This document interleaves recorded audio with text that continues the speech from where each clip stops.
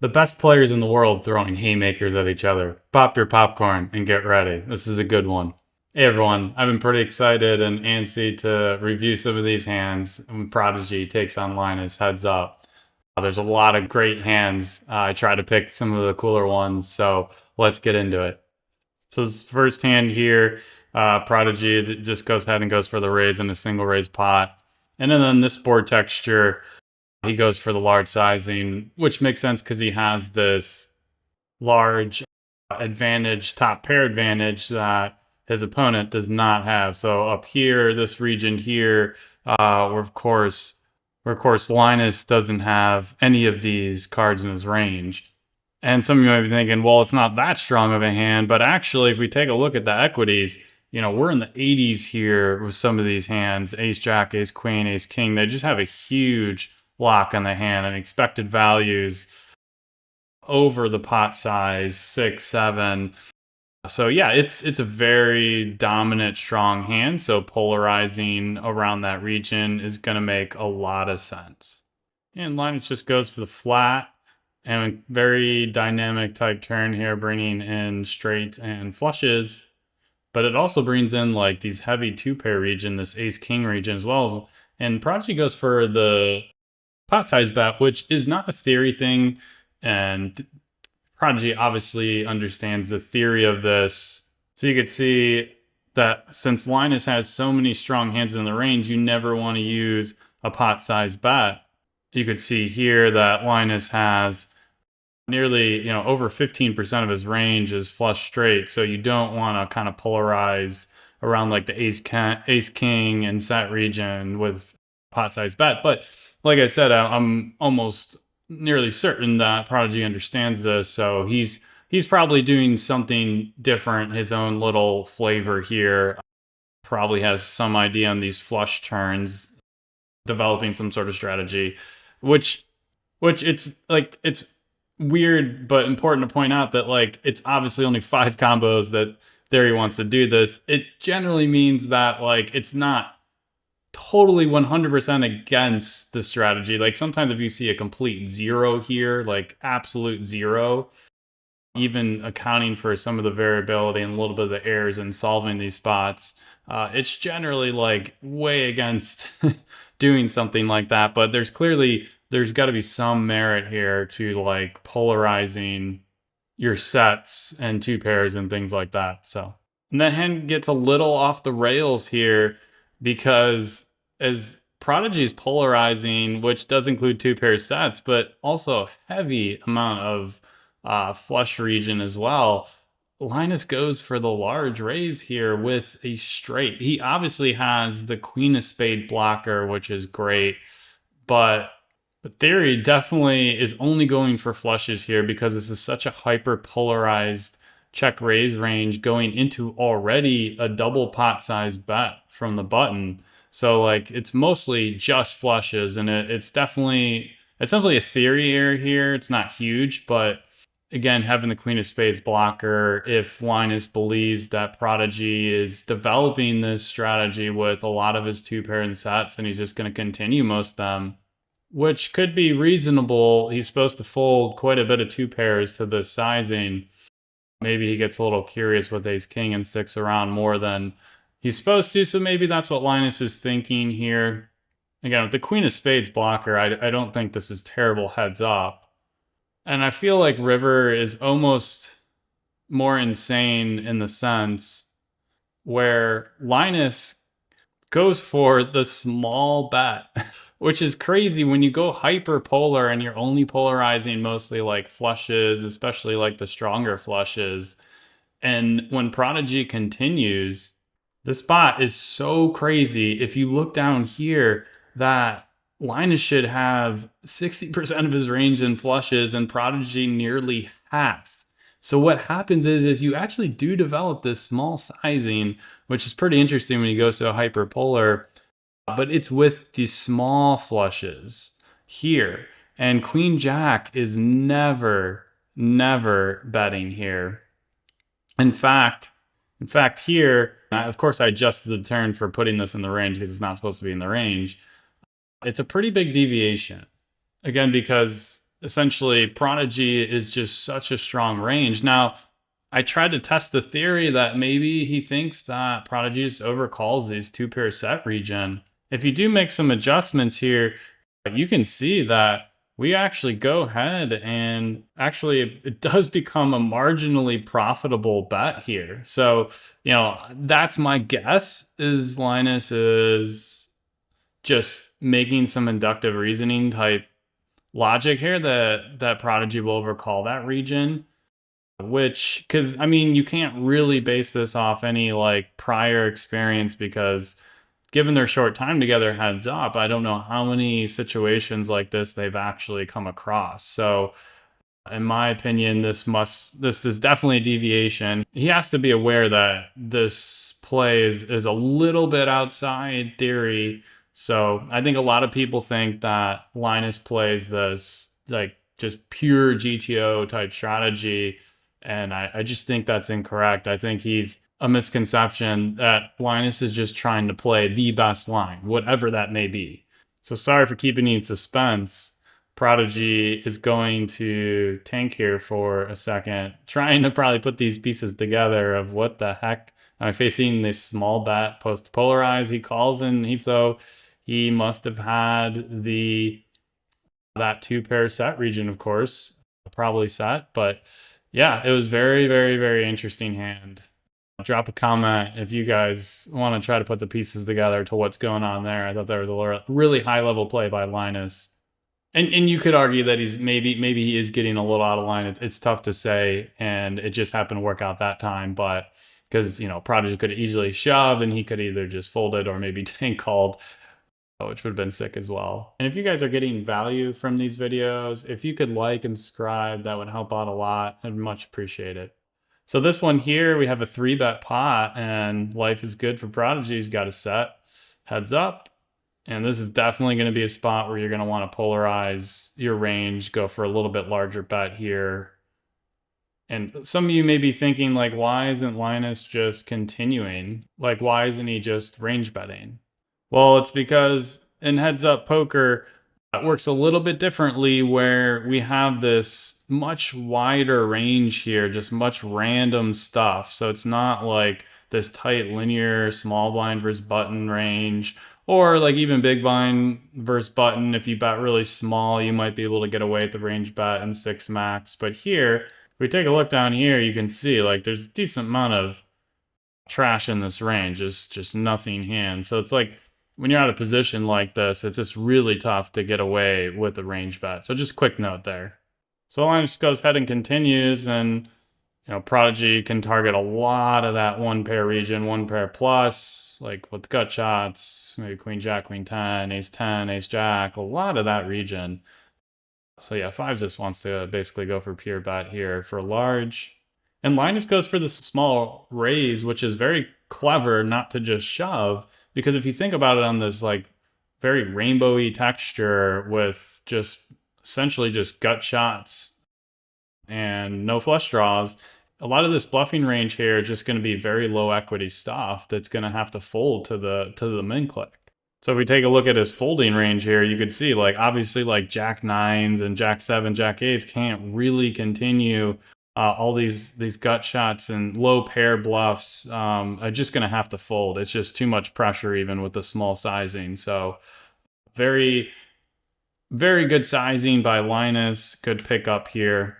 And the majority of the time, Prodigy is just going to shove with this small percent left of get full value versus hands like ace jack and ace 10. So Linus, which is interesting here, is Linus is tanking, and this is actually, he ends up folding, which is actually interesting because this is a spot where when Prodigy clicks it back, he's getting such a good price that like his value region just pure calls because the price is too good, and then his bluff region just like pure folds. So it's a very like inelastic spot in terms of both his value and his bluff range.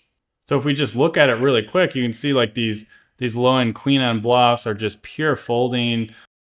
Jacks, 10s, just pure folding. And then the value part of the range here is all just calling because the price is so good. So it's interesting to wonder what he's thinking about And you can even see some of these like ace jack, if you want to make like a hero fold, it's making like 19 big blinds. So it's, you gotta, to fold the value range, you have to assume that your opponent's probably just not bluffing at all, which could be reasonable because it's such a small bet back that maybe a lot of people just, it's difficult for anyone, even someone like Prodigy, to find bluffs in that line. So maybe it was something like that, or maybe he was just curious when it's such a small bet, it only takes a couple bluff combos to get out of the line and maybe make a like a hero call at the queen jack. So it just interested me that he thought so long for such a small raise back, just given this like inelastic nature of both the bluff and value range.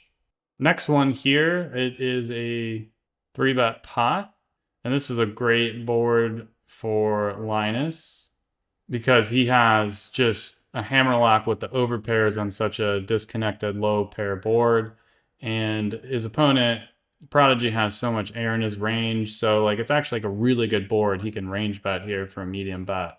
So Linus now slows down a bit on the 8 turn, which most his ranges wants to continue polarizing around like 8x plus.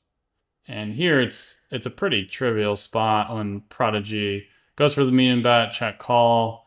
The interesting part is what to do if he faces a river bet, which, spoiler alert, he does. Prodigy goes ahead and goes for the shove. So the way this spot works is this is Prodigy's range. He can basically just shove 8x plus pretty comfortably for value. So what happens here is this is Linus's range. He has a ton of ace x in his range and a ton of 7x and then some traps as well. So what happens is it's such a large bet and a polarized line from Prodigy representing 8x plus that anything below, of course, is bluff catching. So he ends up folding most his 7x and most his ace x region. The best combos are the diamond, which of course is unblocking a lot of the bluffing range when he bets a medium bet on the flop. They can't continue as much. And then club as well, which the club combo I think has more to do with blocking the ace deuce of clubs as well as ace 8 of clubs. So, and you see this transfer a little bit with these 7x combos. Some of the diamonds like continuing here, and some of the clubs as well. So somewhat similar dynamics. Obviously you can see different things for different combos. You know, poker's hard, but you can see Linus's combo here, which is the spade heart, is a pure fold, just kind of based on those blocker dynamics. But it's a tough spot regardless. It's somewhat, you know, the blocker unblocker has, like, even with top players in the world, the blocker unblocker stuff can, when you get to the river, can get quite convoluted and just incorrect. It gets very sensitive to just maybe a few combos that need to play a certain way. So at the end of the day, Linus knows that he has a fairly indifferent hand and he needs to make a decision if he's going to hero call or not. So of course he's going in the tank here, trying to put the pieces of the puzzle together, and goes ahead and calls. And Prodigy does have queen 9, which is a good bluff here if we look back again. So the reason queen 9 is a good bluff has to do with its unblocker properties. So this is the air part of Prodigy's range, and you can see any 9x and below is just typically a pretty solid bluff. Part of that has to do with there is small amounts of equity realization with like the king highs and queen, the better king highs and queen highs from Prodigy's range. The second part to that is, if remember the calling range here from Linus is, you can see a ton of these combos are 10x plus, right? So we wanna be unblocking this region here.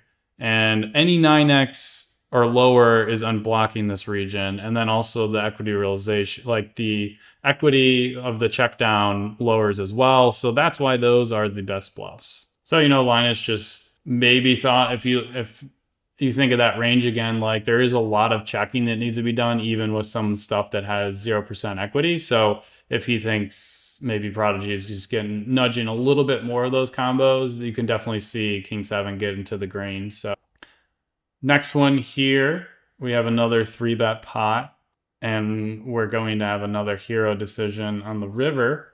This one is not a range bet board, but it's still a pretty solid board overall, especially with Linus's combo.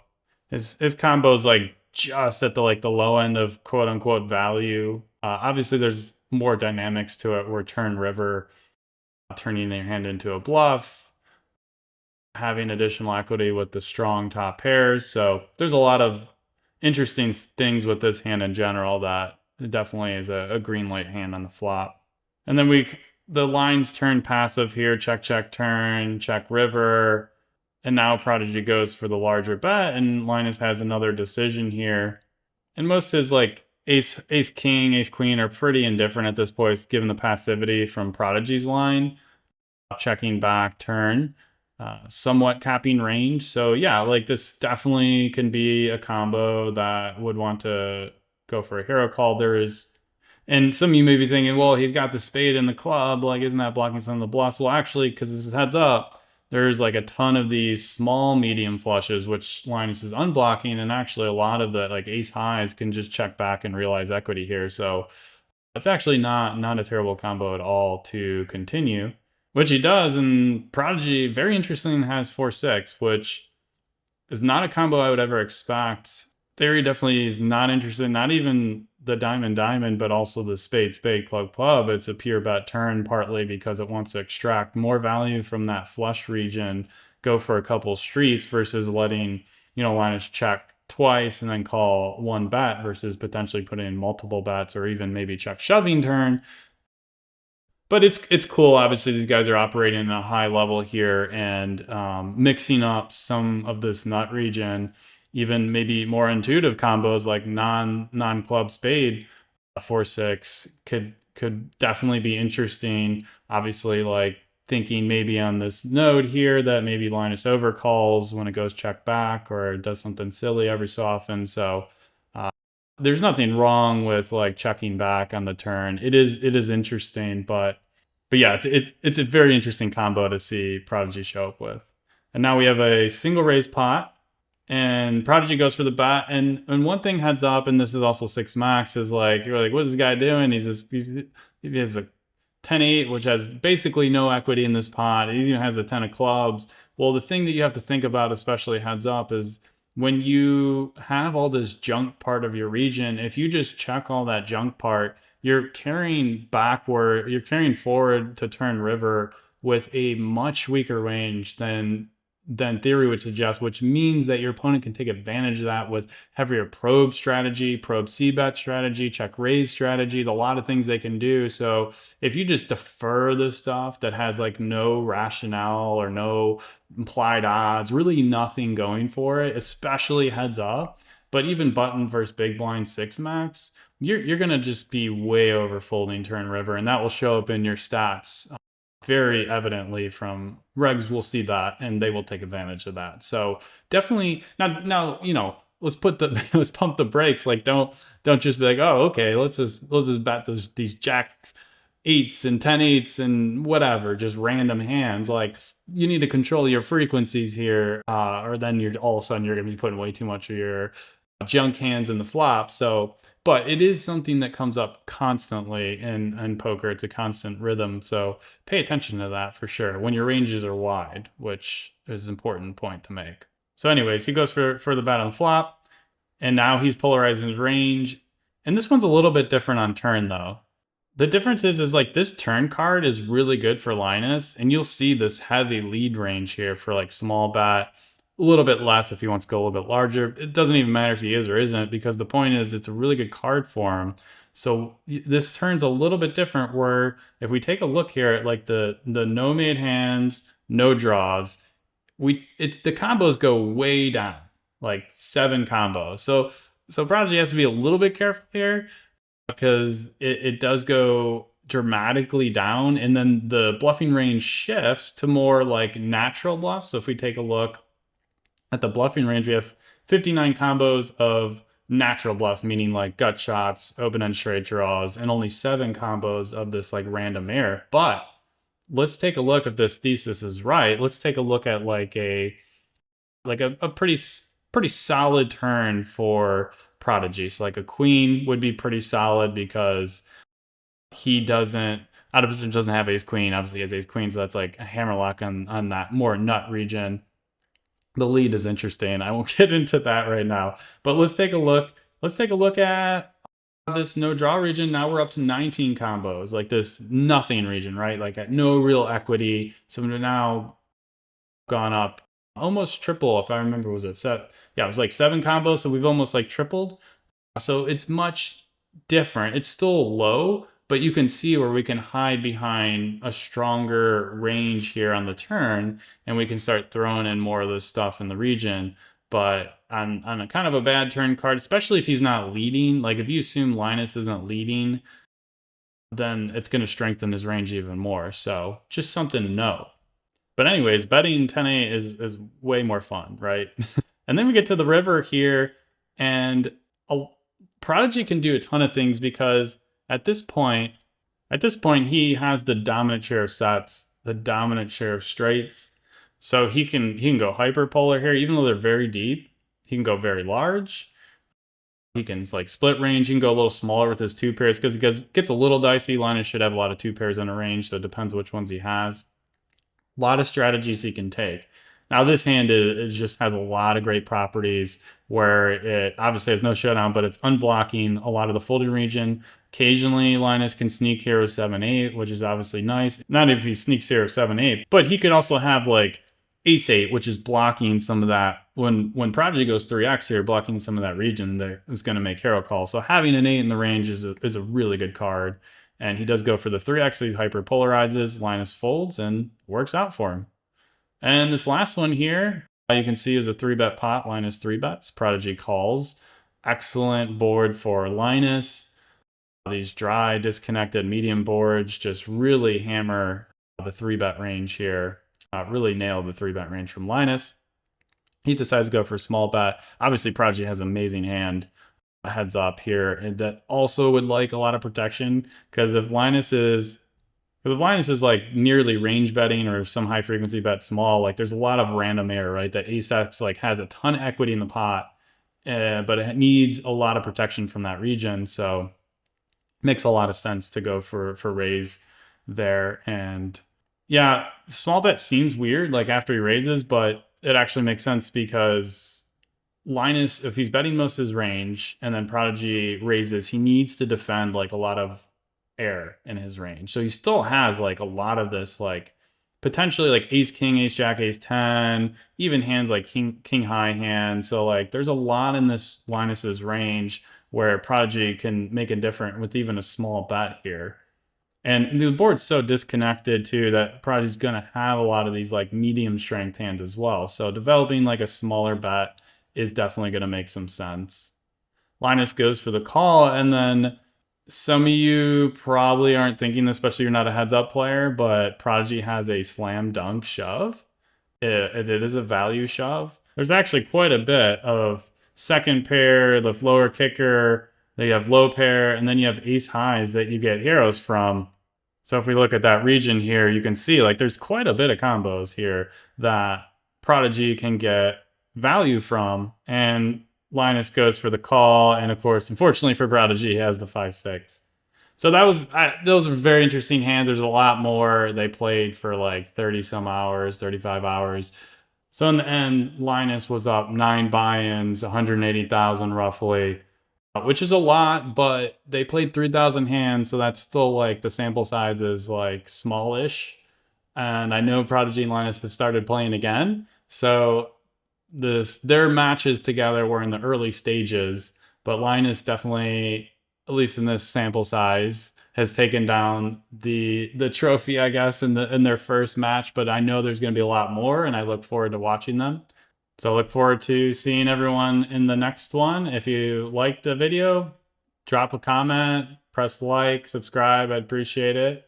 And I'll see you guys in the next one.